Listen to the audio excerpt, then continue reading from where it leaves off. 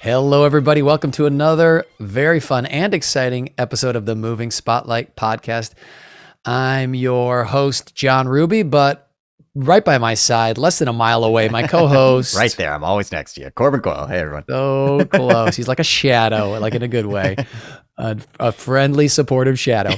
But I'm his shadow too. Look at that. The yin and the yang, folks. The yin and the yang. Corbin, we got to dive right in today. And when I say dive, I'm talking about what is your favorite kind of pizza? Where's the city that you like Pizza. it? We're going food today. We're going. Well, pizza, first of all, every pizza. Yeah. Pizza's so good. But yes. I love like New York style. There's this place down in West Hollywood called Ghost Pizza that I discovered. And I think it's a chain. I think it's starting to get a bit better, but it has like New York style pizza down in LA. So good. It's just like the crust is like a little bit burnt. It's perfect. It's a little greasy. I don't know. It's something about it is just like super heartwarming and just amazing to me. But what about you? So you're pitching New York style pizza in Los Angeles. Is that what you're saying? This one, I was shocked by how, because I was in New York a couple like 6 months ago or whatever. And I was, the pizza was good. Don't get me wrong. It was still good. But I was like, I think Ghost Pizza's better. I was like, wow, this is actually really good. But I guarantee I didn't have the best pizza in New York. So I could be wrong. I definitely want to go back and try it. There's still an option. Okay. So, well, here's the thing. First, I got to go nostalgic, which is anyone from like Wisconsin knows there's a place called Marty's Pizza, which is this thin crust. And they cut it into squares. And I grew up going to Marty's Pizza. That was like the place we like went to, you know, it was so good. So that's like nostalgic. And actually it's still good. I've been back. It's still tasty. But the best pizza I ever had was in Naples, Italy on my honeymoon. We went to the place where she goes to and Eat, Pray, Love. I'm pretty sure it's called La Antica, I think. And I think there's actually other branches now. I think there actually is one in LA.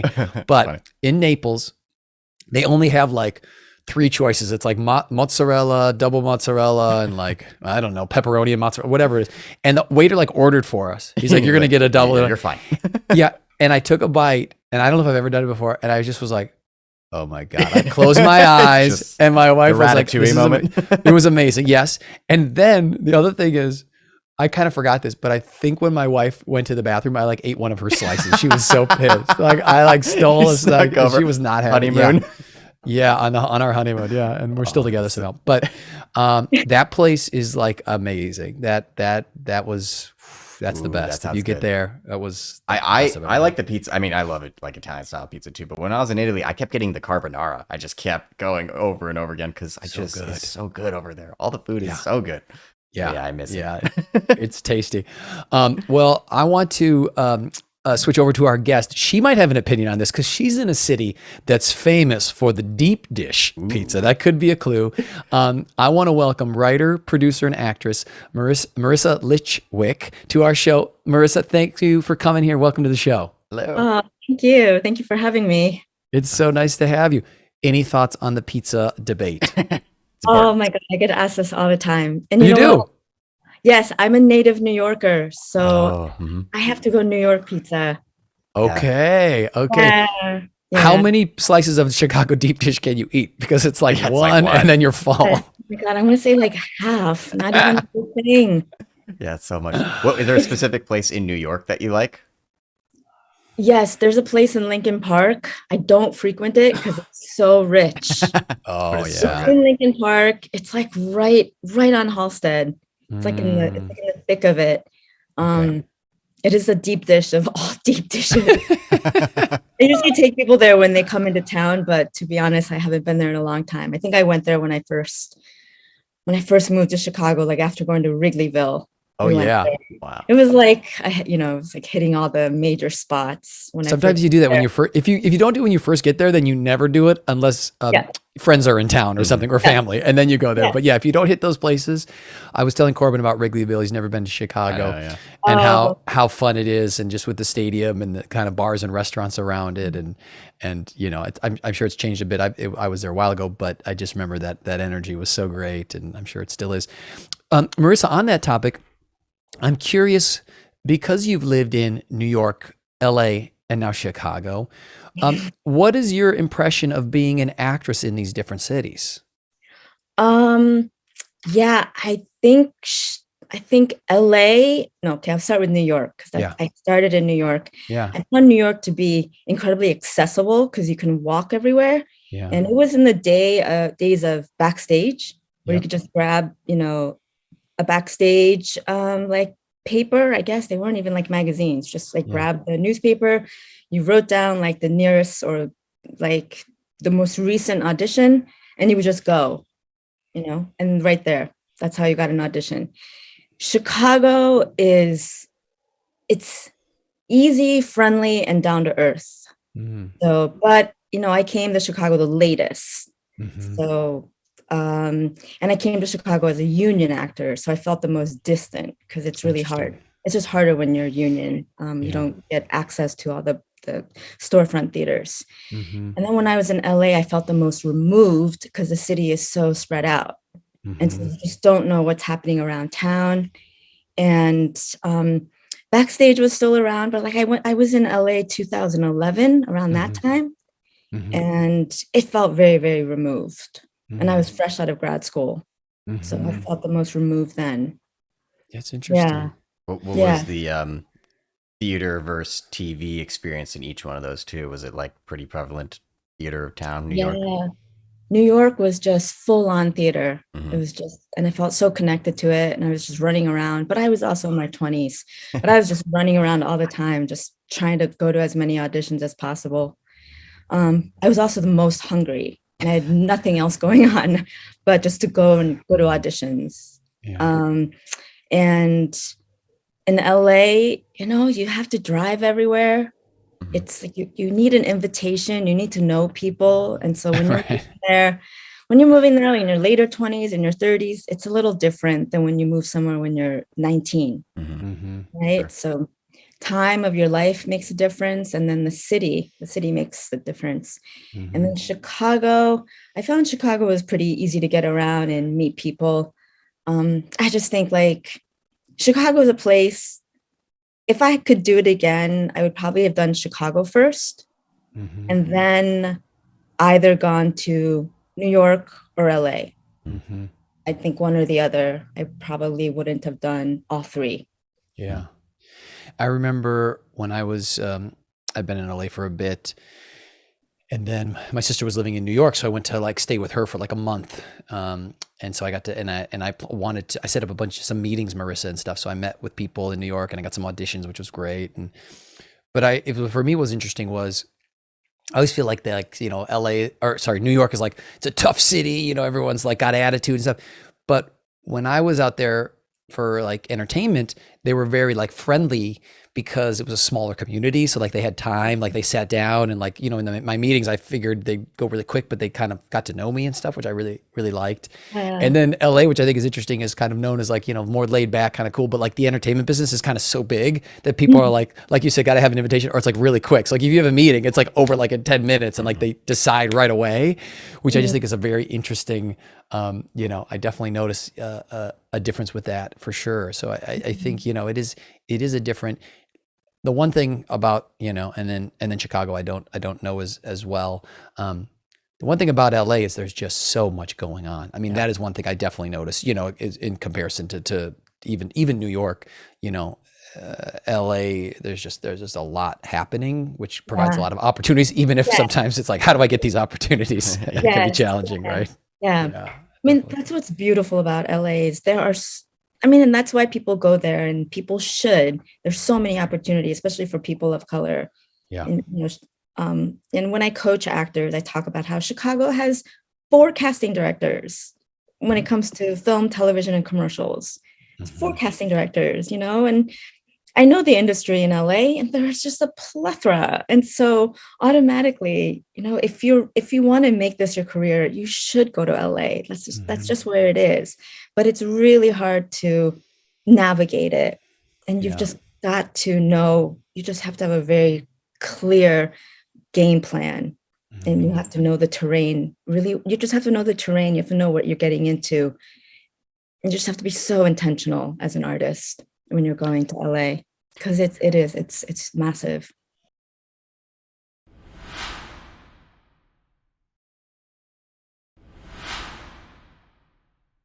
with the smaller amount of casting directors in Chicago, because I saw that you were on Chicago Med, Justice, and Chicago Fire.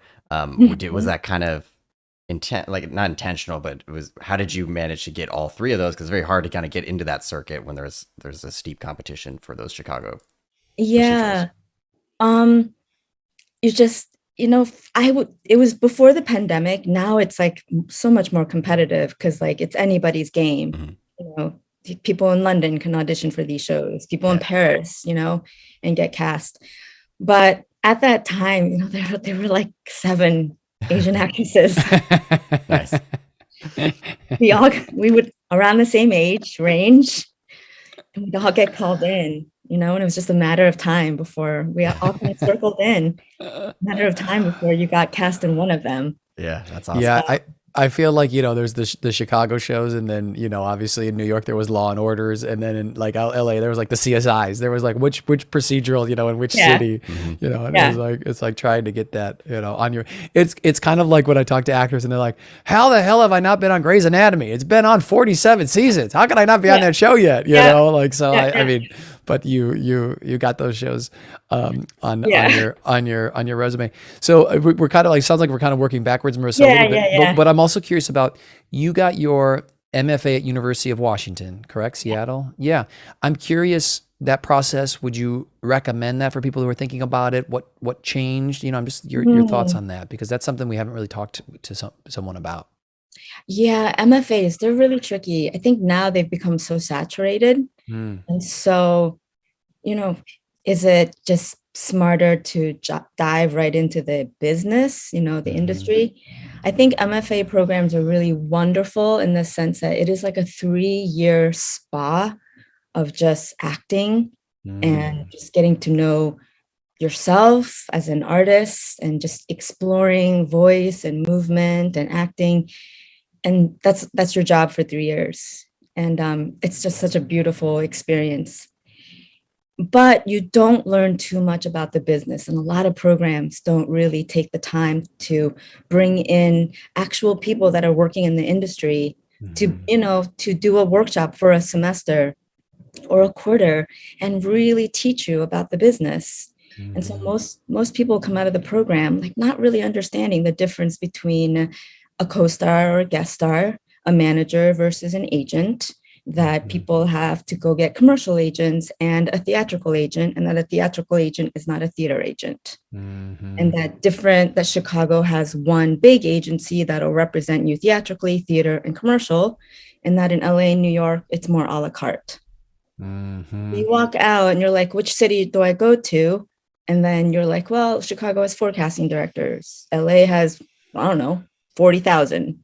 Like, where do you want to be comfortable? Do you want to like find a community? Do you want to find a community and yet, still be in a big market where there are a lot of opportunities? Like, you have to ask yourself a lot of these questions, but you can't ask those questions when you don't know. Yeah. And so you can become the most amazing artist, but if you don't know how to navigate the business, so I feel like a lot of young actors or just actors that come out of MFA programs, they spend like a good 3 years just figuring out how to navigate the business, and they get very frustrated, and a lot of them just end up leaving. Yeah, I remember I directed first of all, I love that you called it a spa, because the few times I've been to a spa, Corbin still hasn't got me a gift card for a really nice spa, but he should at some point. Soon, So thank one you day. for all I've done for him. I love that idea, because you're kind of in the world. When you're in a spa, I always feel like you're not thinking about anything outside. So like when you're in that grad program, you're in it, which is great, which is a wonderful feeling. But yeah, there is stuff happening outside. But I was thinking about that when I directed a showcase for Northwestern alumni, and then we had some like recent grads come and do a Q&A, and they kind of were talking about and this was, I think, in a good way, but they were like, I really want to do Shakespeare, and I want to do, theater, which I love all that.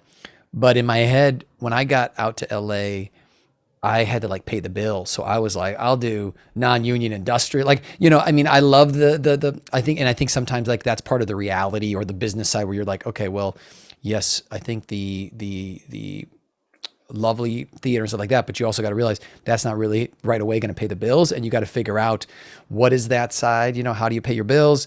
How do you get work that gets you on set, whether that's, the lead role or not a lead role, and I think that's part of like kind of something that, not that it's not taught, but like it kind of, it hits you in the face when you move to like a LA or New York, right?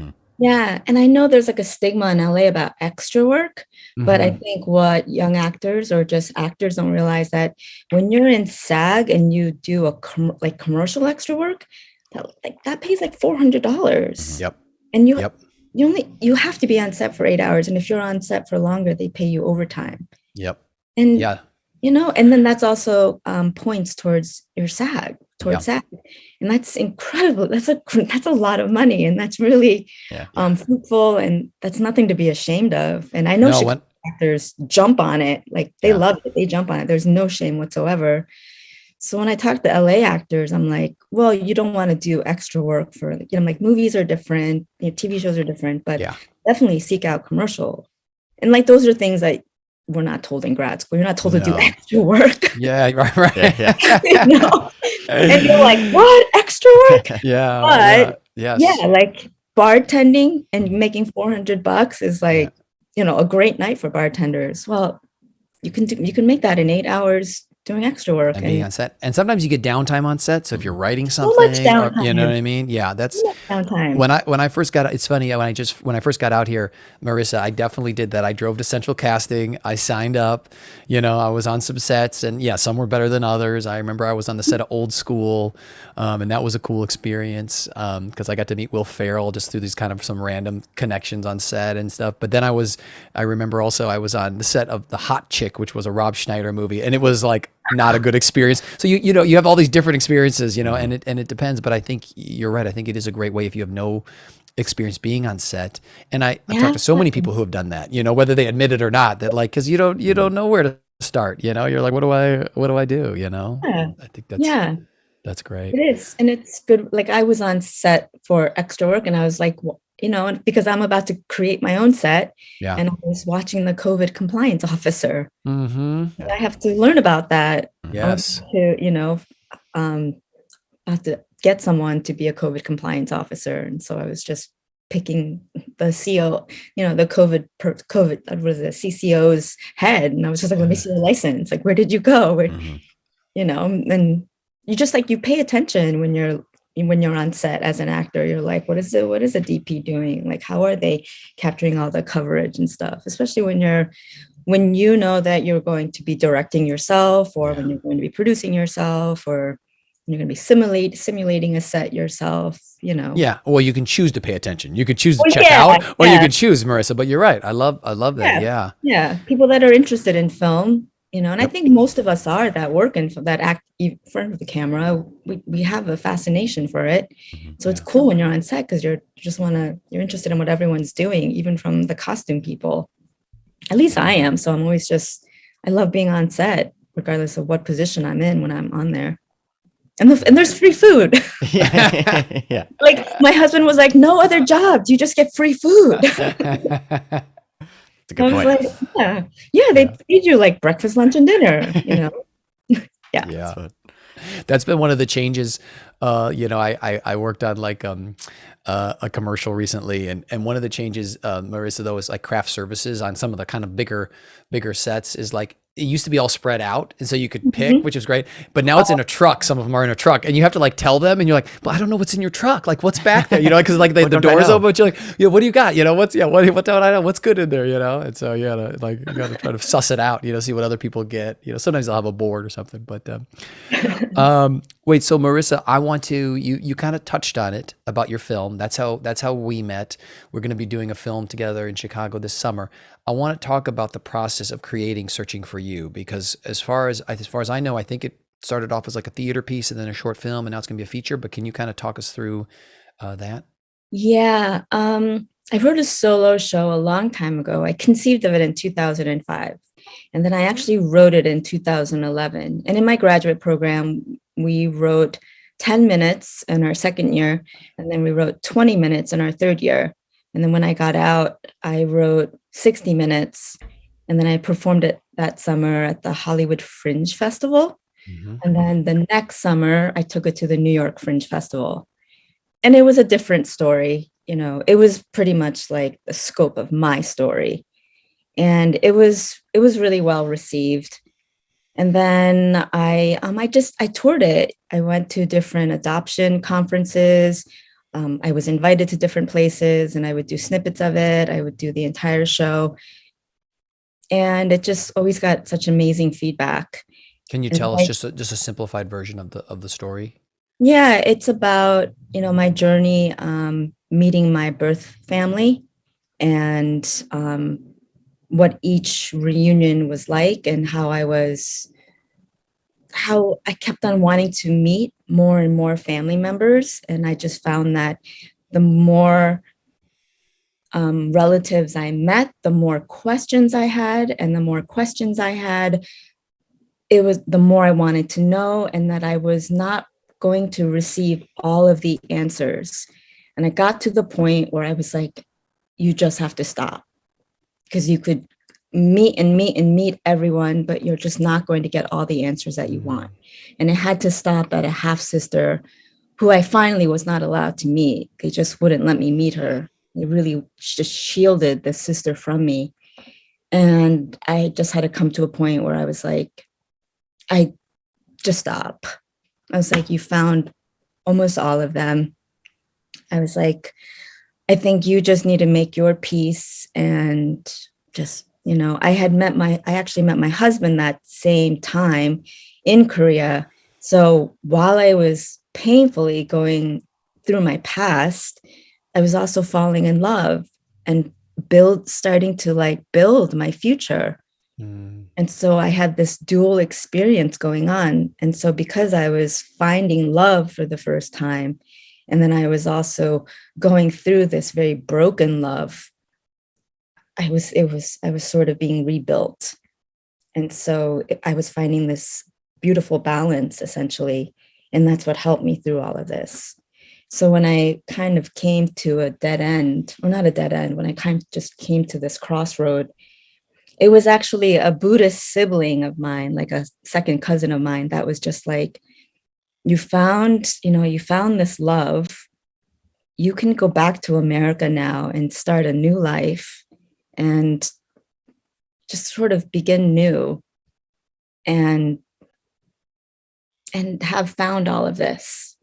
She's like, but your half sister has to live with your father and your stepmother. And if you shatter her reality, that's her every day. She's like, you're going to go back to America and you're going to have this whole new life, but you're going to completely shatter her reality.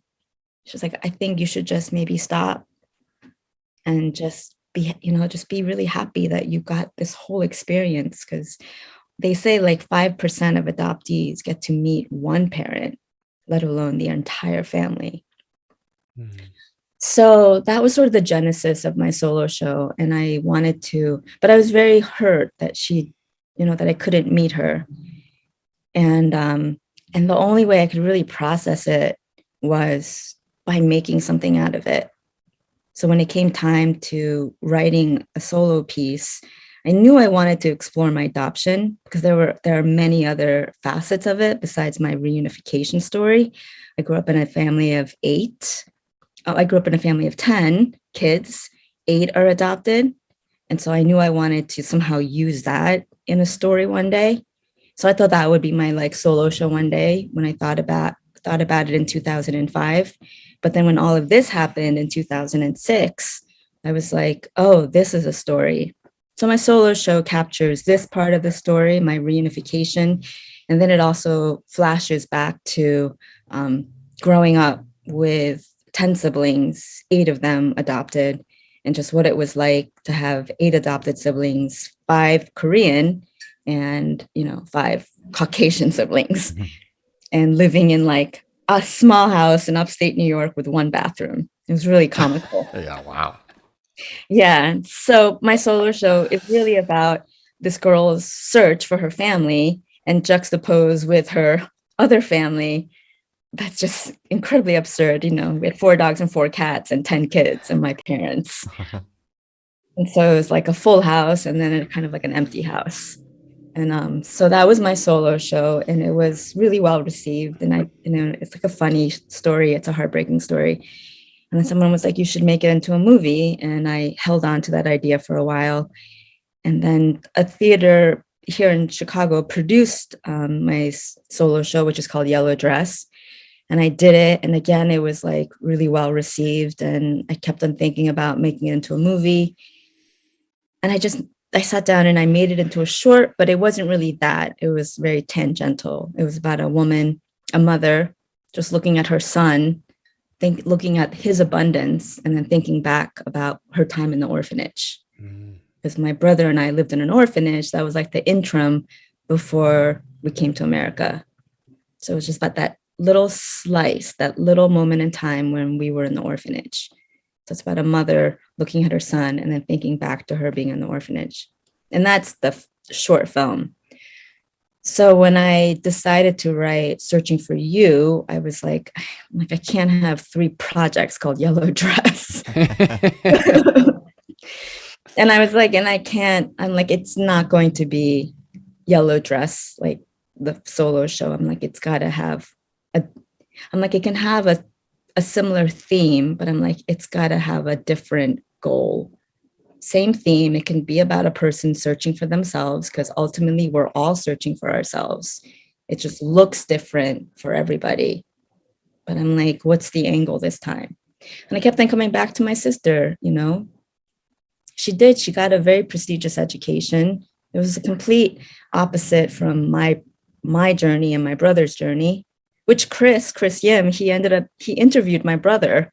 Oh, he did? He did, yeah. He's playing your brother in the film, right? Yeah. Yeah. Yeah. He interviewed your brother. Wow, I didn't know that. He interviewed my brother, and my brother put it on Instagram. It was, yeah. Oh my God. And the title, just so people know, is Searching for You, but it's YOO. Right. That's part of a name, which I think is really, I love it. Yeah. I think it's brilliant. I love that. Yeah. Just obviously the YOU, Yeah, so people the double meaning. Yeah. Yeah. Yeah. And so that's kind of how I decided to create the film, and then just really looped in the sister aspect, because she is still a big mystery. And I think a sister story I just think there's something really beautiful about sibling stories. Mm-hmm. And then people have asked, like, well, are you going to put your husband in it? And like, I really believe like, what is it? The Bechtel something, where like, it's not about love stories. It's about like, 2 women or, so I just thought I wanted to focus on like a sibling story, a family story, because so much of my life has always been like, the drama has always been family, family and siblings, and finding a balance with all of that, especially having so many adopted siblings, and just finding my balance with each and every one of them. Yeah. I love that. Such a beautiful and like raw story that just feels like it needs to be told, and that's so lovely. Yeah. I mean, there's so many stories about love and relationships, and there, I think, deeper stories about family, because like they're so complex, there's love there, but it's always it's just always layered with so much, because we grow up with them, a lot of times we don't pick them. Yeah. In my case, our parents chose us or didn't, Mm-hmm. Yeah. When I, like you're saying that, because everybody's searching for themselves. When I do that, when I kind of like start to like dive deep and try to figure out all those questions that may or may not have answers, I kind of get lost in there, So how do you find your time and space to be able to put it on a piece of paper? Do you like set a schedule? Like how do you get out of that? Because for me, it's so hard, because I just start to ruminate. Basically, I just start to kind of get in there and just never get out of that loop. So like for anybody else who's trying to grow and put something beautiful out there, how do you do it? Oh, good question. I don't know. I listened to, it started with Michael Jackson. Mm-hmm. When I was in the orphanage, they had Michael Jackson playing. And I remember watching him, thinking like that was we all said that was America. So he was my association to America. So when I was writing the 10-minute piece, I had Michael Jackson playing, and Man in the Mirror came on. Wow. And it's this idea of reflection, and I just asked myself, when was the first time you actually saw yourself?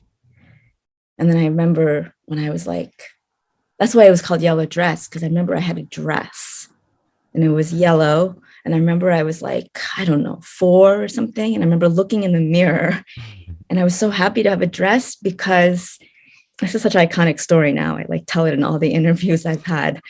And I haven't had many, but I think I had one. But it was the New York Times, Corbin. So it was a big one. It was a big one. It was a big one.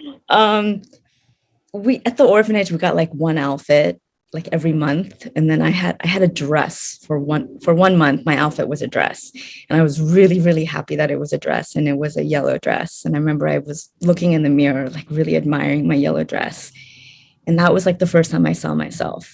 And I just remember thinking like, wow, that's what I look like. Granted, I had very short hair because all the kids had lice, but I like didn't see that. All I saw was a dress.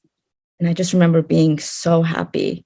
So when I was writing this piece, like in graduate school, in like my little room in Seattle, Man in the Mirror came on. I remember that dress, and I was just like, wow. I remember it was like the worst. I just remember it being pretty deplorable circumstances. But I remember just how happy and free I felt when I like first saw myself. So I took that concept and I ran with it. And I just kept on telling myself, always think of the most purest time and the most purest thoughts you've ever had whenever you find yourself getting like lost and discombobulated, or just putting layers upon layers of like nonsense. And that also came too when I had my son. When you see innocence, you try to remember the time when you were, at your most purest. And so when I saw him, I think that's where my short film too, because I try to think back to when I felt true and pure. Love that word, pure. Like, yeah. I don't use that word often, but I think it's good to kind of have in the forefront of your mind for sure. Yeah. Yeah. When your intentions are not, when your intentions are just completely, you're just behaving out of behavior. There's nothing malice, or there's nothing behind it. I can't believe, like you said you were 4 when you were wearing that dress. I can't believe you remember Yeah. that. That's so 4 or 5. Yeah. I don't think I remember past I was 8. Like, it's just such a iconic. When you have a tough childhood, you tune into it pretty quickly. And so it's a good thing if you don't have any memories. Until 8. It's a very good thing. Yeah. My husband remembers chickens from his toddler years. I'm like, that's a good thing. Yeah, that's good. It's funny. Yeah. Marissa, I'm just curious on this topic. It's wild because I feel like I hear that word orphanage and I think of like movies, or I think of like, because I feel like they don't even exist anymore. I mean, I don't know if it's mostly in the US, if it's foster care system now. I mean, maybe you know more, but like, it's just it feels like now it's become like a, I don't know what it is. In my mind, it's almost like a stereotypical world that I don't know at all. So it's like, it's really revealing. Like, that's why I feel like I'm so not quiet, but like my energy's changed, because when you talk about it, and this is something, Corbin, when we've read the script, Marissa's so emotionally available to the subject, but you've obviously, you've been through a lot, but my point is also, it's so personal to you. This is also such a personal story. And I think it's really beautiful and sad in the sense that there's pain and there's all these things. And I think that's one of the lovely things. How have you, I guess part of it is kind of through your art, but have you found with what you've been through, like, do you still talk to your husband a lot about it? Do you like to do it with your writing? Do you feel talking to friends? How do you kind of, process? Yeah, I think what's so nice when you're an artist and you have this channel is that once you create something, it becomes a product. And so you're able to give it over and make it entertainment or something that you share on a platform. So it no longer becomes like this therapy thing. It becomes something that you can share. So now it's a story. And although it came from you and it came from your experiences, it's now a story that people can hopefully relate to or empathize or sympathize with. And it's something that you share. And you think about great comedians, you think about any storyteller, majority of the work that's out in the world is coming from a personal place from someone. And you listen to comedians, they all talk about how it comes from a place of pain, and they're just masters at being able to spin it into funny, into comedy. So it's for people to enjoy. And the process is that you're able to spin it and make it into something that hopefully people are able to enjoy, digest, and that it helps them or it makes them feel good, or, they're able to say, hey, you know what, things aren't so bad. If someone can go experience something like that, turn it into something like that, and then you know what, it's not so bad for me. That's why people watch reality TV. It makes them feel better about themselves. Yes, yeah, for sure. At the end of the day. And so for me, it becomes like a product that I can put out there.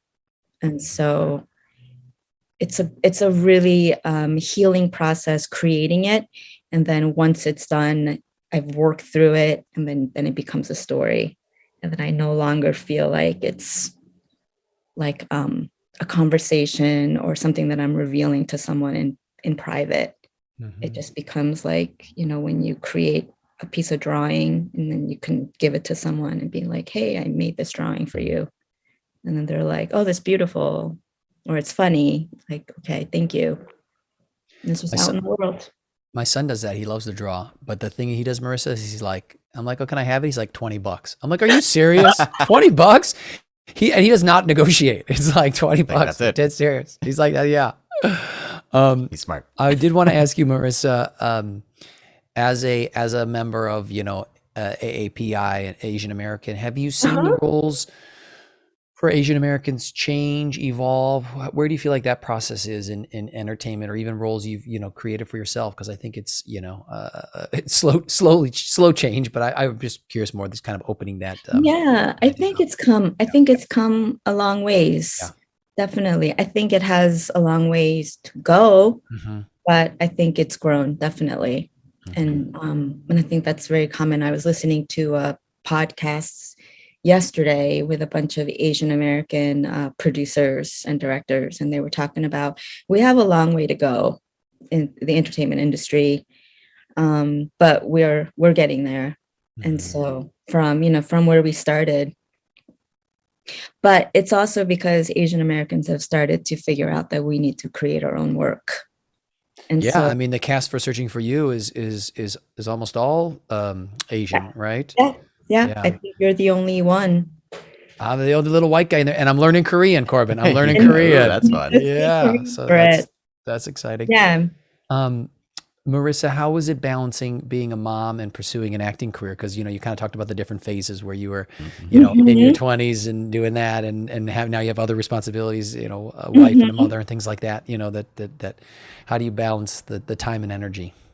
Gosh, I have to say I have an incredible partner, and he really picks up the ball when I need him to. When he sees that like I'm incredibly impassioned about something and that I just need to put a lot of time and energy into it, that's when he'll pick up the ball and say, okay, son, time to play catch.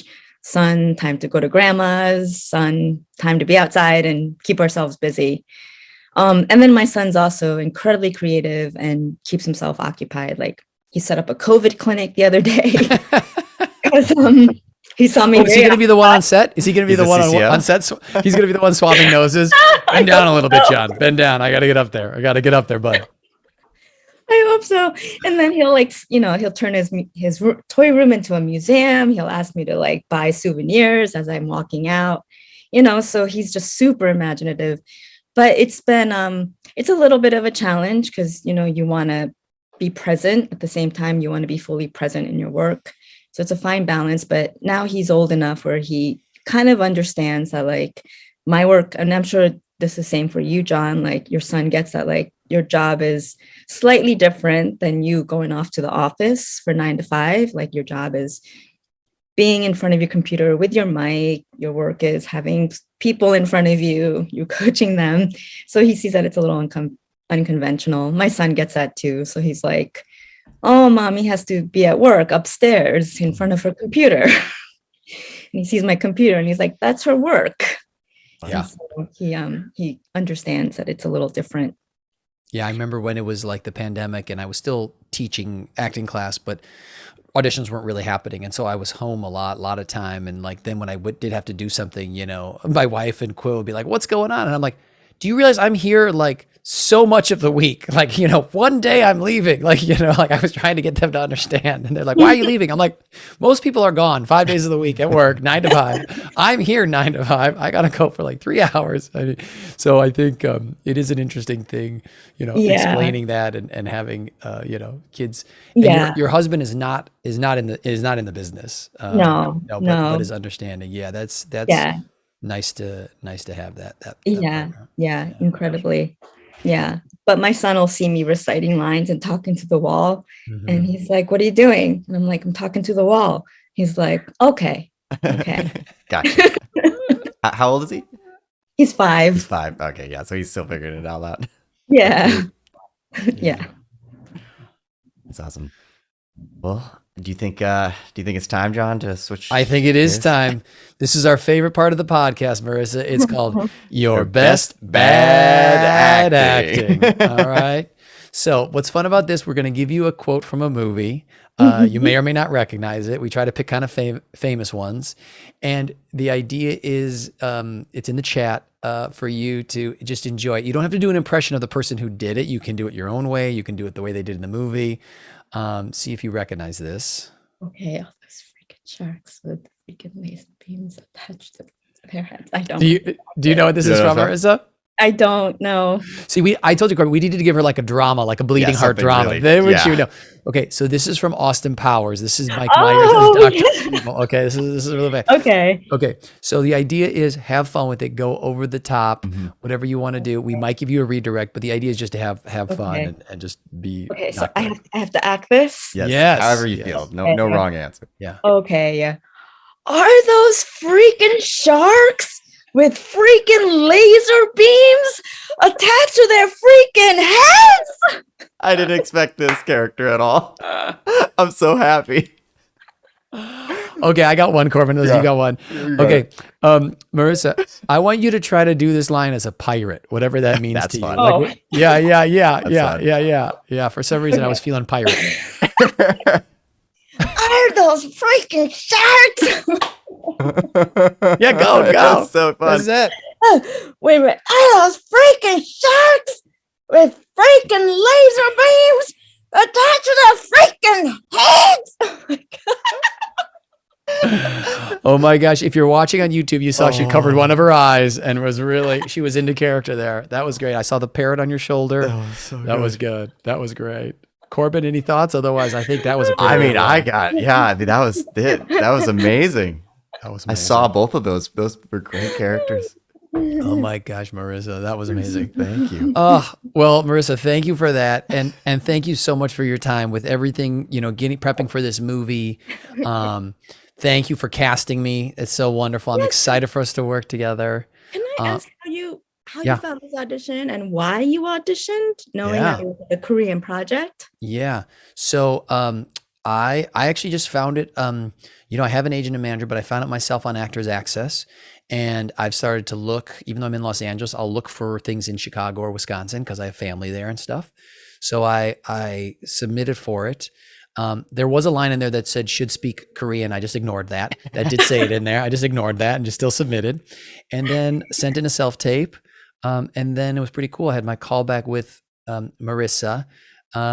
And then, found out the project and it was going to work as far as getting to Chicago, because she wanted me to be there and, going to see my parents in Wisconsin first and then come down. And I'm super excited. I love everyone I've met. And, we sadly lost our first director, but then our new director that came in, Pooja, I know from she went to Northwestern, Corbin. And so I know her from like out here from kind of the alumni group. And we might've known each other at Northwestern too. I apologize. I can't remember now. My brain is going, but yeah, so I'm super excited. It feels like things are kind of falling into place. That being said, Corbin did want to ask you, Marissa, what was your, what? I was going to say, how was John's audition? That's what he wants to know. I really wanted to know. That's what he wants to know. It was so cute. It was so cute. Well, the initial audition, he had some improv in there. Did I?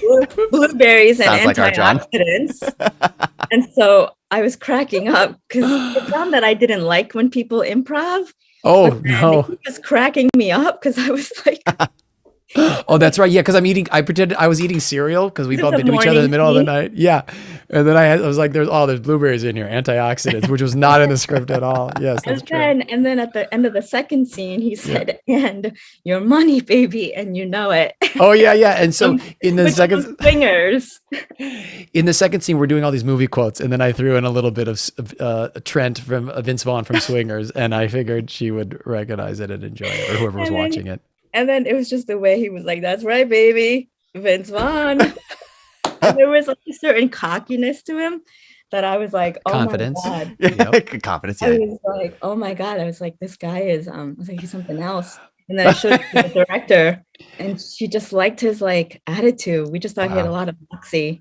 A lot of moxie. You can't put John in a box. No, you can't put me in a box. I know. They tried. They keep trying. Well, it was lovely. And I just, so far, I mean, I say that only because we haven't done it yet, but Marissa, it's just, first of all, it's been a pleasure getting to know you. I'm so excited and I love to be working, since I'm in LA, but you're in Chicago. I love seeing other artists and what they're doing and what they're creating and just the stuff you've already created. And I'm so excited, as you know, to be a part of this project. I've definitely tried to support it as much as I can and be helpful. And I think that's what we can do. And, but stay out of the way too, so you can do your thing. Yeah. But, well, thank you so much, Marissa. We appreciate your time here. And the plan is once we shoot, we're going to come back with an episode with more of the cast and crew and director and stuff, which will be great to talk about the experience and how it went great or how it was a train wreck. No, how it went great, Marissa, how it went wonderfully.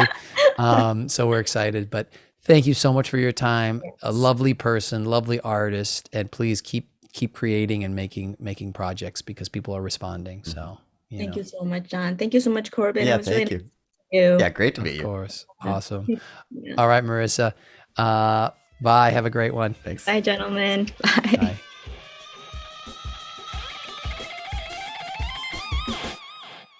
Thank you so much for listening to another exciting episode of the Moving Spotlight podcast. Corbin, do we have an ask this week? Yeah, please can everybody go to either Spotify or Apple Podcasts and rate and review us because we want to get those numbers up and we want to be people to find us because they can learn a little bit more and help jumpstart their creative career as well. We're much more searchable when you rate and review us. So please give us those 5 stars. We're not just asking, we're begging. No, we're asking. 5 stars would be great, but write a review. It'd be wonderful. So thank you so much for listening and we'll see you on the next one. Thanks. Thank you for listening to the Moving Spotlight podcast.